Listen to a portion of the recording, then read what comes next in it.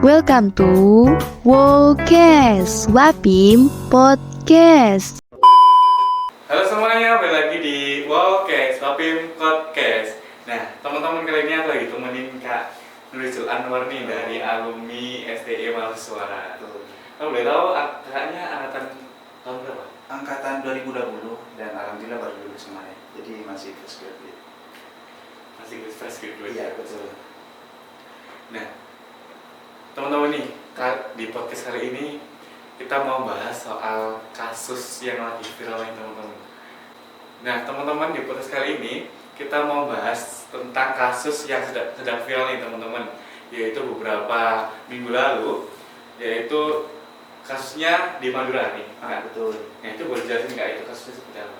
Oke, jadi saya jelasin secara singkat aja ya. Jadi kejadiannya pada tanggal 1 Desember, ya udah beberapa hari sebenarnya, cuman masih hangat sampai sekarang karena ini cukup menyita perhatian apalagi oleh masyarakat Madura.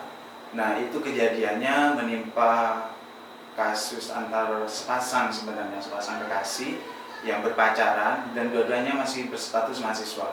Yang cewek masih mahasiswa di UTM Universitas Trunojoyo Madura, sedangkan yang cowok itu dari STIT Sekolah Tinggi Ilmu Tarbiyah, dan sama-sama di Bangkalan. Nah, singkat cerita, keduanya sudah hampir beberapa bulan, masih baru sebenarnya menjalani hubungan pacaran. Namun karena tidak bisa menahan mungkin ya, sampai di situ si cewek itu ada di fase hamil. Nah, di situ karena mereka sama-sama kaget dan sama-sama berpikiran pendek mungkin, ada niatan pada saat hari H, pada saat tanggal 1 Desember itu ada niatan dari keduanya untuk pijet, untuk menggugurkan. Niatannya seperti itu. Namun dalam perjalanan menuju tukang pijat itu terjadilah cekcok di pertengahan jalan yang akhirnya itu terjadilah tragedi pembunuhan tersebut. Jadi oleh si cowok itu dibawa ke suatu tempat yang agak sepi. Nah, di sanalah mulai tragedinya. Jadi pertama dibacok, setelah meninggal si perempuan tersebut dibakar. Dan sebelum itu sempat-sempatnya si cowok ini masih pergi ke toko terdekat untuk beli minyak tanah untuk membakar si perempuan. Singkatnya seperti itu. Dan itu baru ditemukan malam harinya sekitar jam 20.00 oleh masyarakat setempat di sekitar TKP, yang ketika diusut langsung malam itu juga cowoknya langsung ditangkap. Seperti itu singkatnya. Ya, dari cerita tersebut Kak, apakah dari keluarga si cewek dan cowok itu ada background keluarga yang gimana sehingga terjadi kasus seperti itu? Oke, ini kan sedikit membahas ya tentang background keluarga. Kebetulan yang cowok ini memang asli Bangkalan, asli Madura, sedangkan yang cewek ini perantauan dari Tulungagung. Dan mirisnya si cewek ini merupakan mahasiswa perantauan asli Tulungagung yang memang dari background kurang mampu, keluarganya kurang mampu, dan juga merupakan anak satu-satunya yang membuat bukan tunggal, sebenarnya punya adik, cuman beberapa tahun sebelum itu adiknya juga meninggal. Jadi si cewek ini menjadi harapan satu-satunya orang tua. Naasnya pada saat itulah terjadi pembunuhan, sehingga ya sangat dari pihak keluarga khususnya orang tuanya mengalami trauma yang sangat parah seperti itu. Ya, respon dari pihak keluarga cewek ini gimana Kak dari kasus tersebut? Oke, dari literatur yang saya baca itu ada yang mengungkapkan bahwa keluarga sangat shock, bahkan ada yang mengatakan sampai tidak sadarkan diri saking kagetnya mendengar anak satu-satunya yang menjadi harapan satu-satunya itu meninggal, dibunuh, bahkan dibakar. Jadi itu menjadi trauma sampai ada tindak lanjut dari Pemprov Jatim pada saat itu untuk bagaimana cara menenangkan keluarga korban. Apakah dulunya dari cewek ini udah memperkenalkan Kak kayak cowoknya ke orang tua ceweknya, kayak udah akrab lah hubungannya tersebut? Sepertinya belum, karena menurut literatur yang kami baca itu mereka masih pacaran dari bulan Mei. puncak tragedinya di bulan Desember. Jadi masih beberapa bulan dan saya rasa tidak terlalu jauh sampai ikatan keluarga hubungan itu. Jadi memang sebatas pacaran, cuman karena terjadi hubungan di luar sana sampai hamil dan sama-sama kaget, sama-sama belum siap di posisi tersebut, akhirnya ya berusaha untuk menggugurkan, cuman karena pikiran pendek akhirnya terjadilah pembunuhan karena jengkel tadi. Ini dari kasus yang diceritakan oleh Kak Ariel itu, bagaimana sih tanggapan dari kampusnya gitu? Oh oke. Jadi setelah itu kan rame tuh baik di kampus, di kalangan mahasiswa dan juga masyarakat sekitar, semuanya mengecam pelaku tersebut. Nah pada akhirnya setelah itu tanggal 2-nya puncaknya itu kejadiannya ke tanggal 1. Tanggal 2 itu ada demo besar-besaran di kampusnya. Nah itu untuk meminta kepada pihak berwajib agar memberikan hukuman seberat-beratnya terhadap pelaku. Dan akhirnya dari pihak kampus pun buka suara dan juga satu suara dengan para pendemo untuk menuntut atau meminta kepada pihak berwajib untuk memberikan hukuman seberat-beratnya terhadap pelaku yang sudah membunuh korban seperti itu. Nah, terus tanggapan dari pihak cowoknya gimana Kak? Tadi udah jelasin tanggapan dari pihak ceweknya. Oke, tentunya dari keluarga.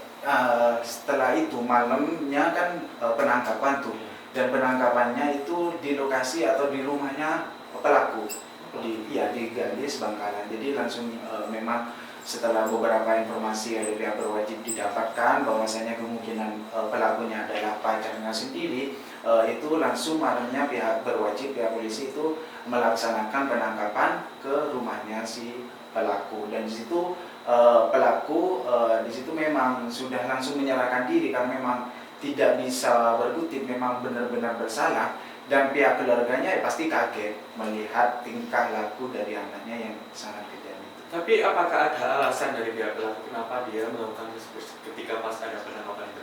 Nah gini, sebenarnya tidak ada niatan. Katanya seperti itu setelah diminta wawancara oleh pihak berwajib. Niat awalnya mau menggugurkan, cuma di pertengahan jalan terjadilah cekcok antara keduanya. Si cewek minta tanggung jawab dan lain sebagainya, dan si cowok pun kayak bingung untuk merespon permintaan si cewek. Akhirnya dibawalah ke tempat yang agak sepi, lalu terjadilah tragedi tersebut. Berarti sebenarnya ceweknya ini tidak mau digugurin. Sudah mau sebenarnya dua-duanya, sudah perjalanan ke tukang pijat sebenarnya, cuma entah apa yang dibahas di pertengahan jalan terjadilah cekcok itu, sehingga berubahlah niat awalnya yang mau menggugurkan, membawa ke tukang pijat, akhirnya dibawalah ke semak-semak. Dari pihak cewek itu apakah awalnya nggak tahu Kak kalau anaknya itu kayak merasa ada yang beda kan kalau semisal orang hamil kan ada perbedaan. Iya betul. Informasi yang saya dapatkan itu kandungannya sudah berusia 2 bulan. Jadi pastinya sudah kerasa. Karena 2 bulan ini sudah gejalanya pasti sudah terasa. Nah dari melihat kasus tadi ini nggak ada yang udah jelasin dari Kakak. Ya. Apa tadi sih pencegahan yang bisa dilakukan untuk hal-hal seperti itu? Oke, pastinya edukasi ya. Maksudnya kita di sini diajarkan sebagai mahasiswa kritis, sebagai mahasiswa bisa membaca keadaan. Nah dari situ, dari kejadian satu contoh inilah bisa kita jadikan contoh untuk refleksi bagaimana caranya konflik atau kejadian-kejadian ini tidak terulang lagi, apalagi di sekitar kita. Cukuplah di Madura yang merasakan, jangan sampai di wilayah-wilayah lain juga merasakan. Jadi itu pentingnya. Makanya juga perlu edukasi dari kita sebagai individu ke teman-teman sekitar kita agar semuanya dampak dari edukasi itu lebih menyeluruh. Maksudnya gak semuanya paham tentang tragedi ini. Cuma dengan kita menyebarluaskan dampaknya dan juga cara mencegahnya itu yang paling baik menurut aku ya seperti itu. Yang dari edukasi dan literasi pastinya Kak ya. Iya. Literasi juga sangat penting kan buat mahasiswa kali ini ya. dari kasus tersebut. pas penangkapan itu kan fokusnya berhubungan sama pihak polisi kan. Iya. Dari pihak polisi juga ada kebijakan gimana Kak? Oke. Kebijakannya.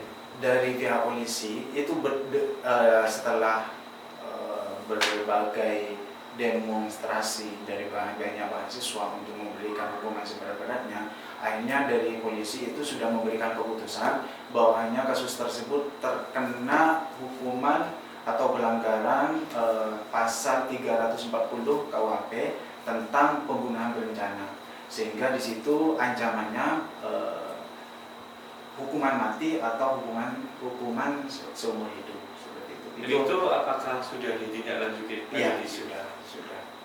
Jadi terkena pasal tersebut 340 dan hukumannya itu. Dan Kak sendiri apakah tahu informasi bagaimana keadaan Korea sekarang? Ditahanan. Jadi Tahanan? ditahan seumur hidup. Nah untuk yang Korea Jawa ini bagaimana Kak kondisi keluarganya sekarang? Oke, sebaik-baiknya kondisi keluarganya, pasti trauma itu akan sulit bahkan tidak mungkin dihilangkan karena informasi yang saya dapatkan, keluarganya itu atau orang tuanya mempunyai 2 anak yang dua-duanya meninggal dalam jangka waktu yang berdekatan seperti itu.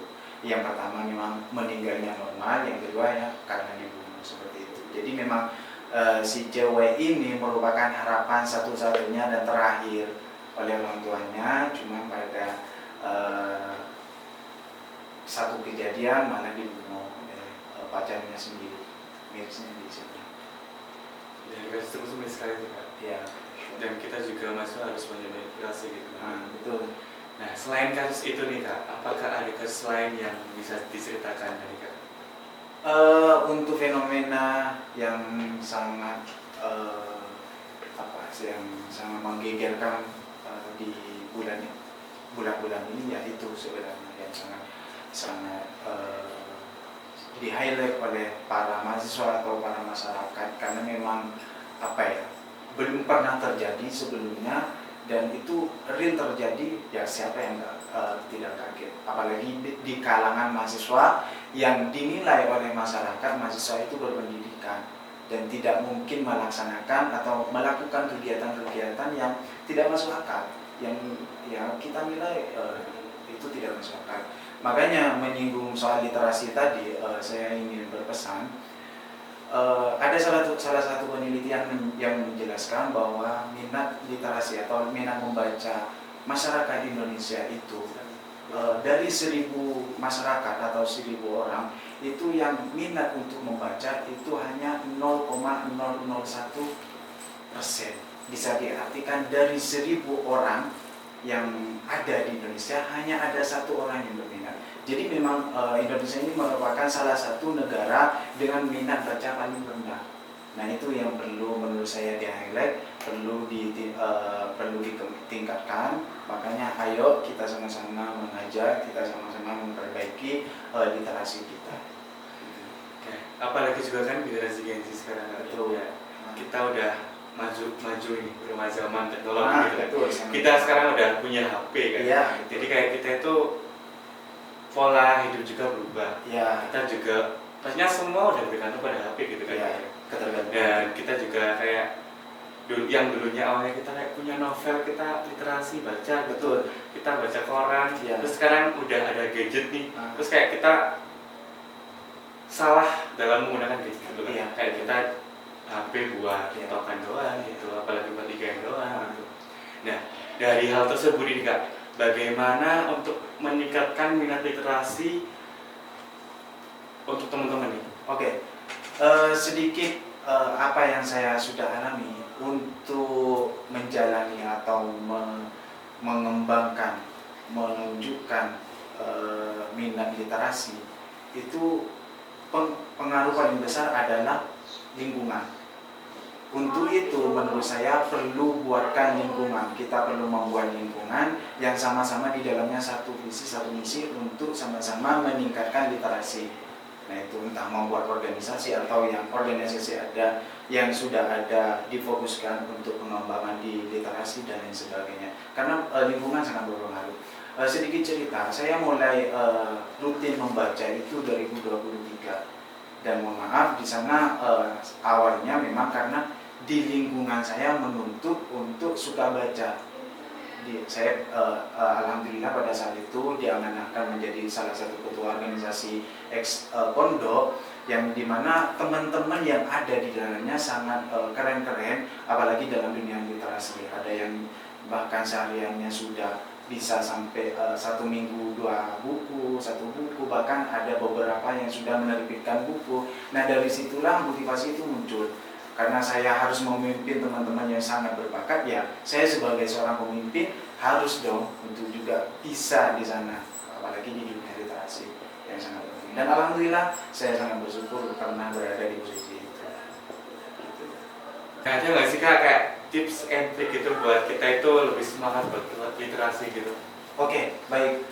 Ini pengalaman yang saya jalani ya teman-teman. Memang agak berat pas awal-awal membaca itu. Jadi langkah yang paling benar menurut saya, ikuti apa yang kita sukai.